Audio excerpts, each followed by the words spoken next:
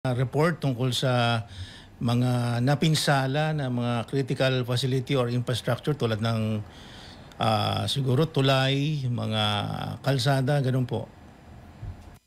Sa infrastruktura, wala pa tayong hiwalay na datos pagdating dito sa Opong pa lang. Pero yung sa pinagsama-sama nating datos doon sa magmula sa Mirasol, sa Nando, at saka a few of them are from Opong, umaabot na po yung damage natin sa infrastructure ng 822 million for the infrastructure, and then sa agrikultura naman po umaabot ito ng 964 million. So malaki po ang tama doon sa ating mga agrikultura dahil nga po siyempre sa lakas ng hangin, and then may mga binaha, at saka yung pong mga ang iba ay meron ding mga kaso ng landslide.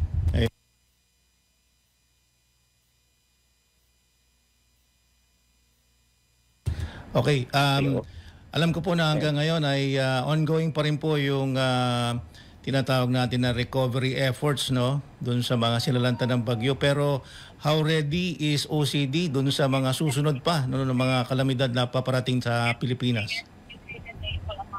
Sa atin sa OCD, ang direktiba kasi sa atin ng Pangulo papunta kay NDRRMC chairperson natin, kay Attorney Teodoro, and then sa amin naman sa OCD na direktiba ni SND, no, sa amin po kay Yusek Harold Cabreros, tuloy-tuloy talaga ang paghahanda.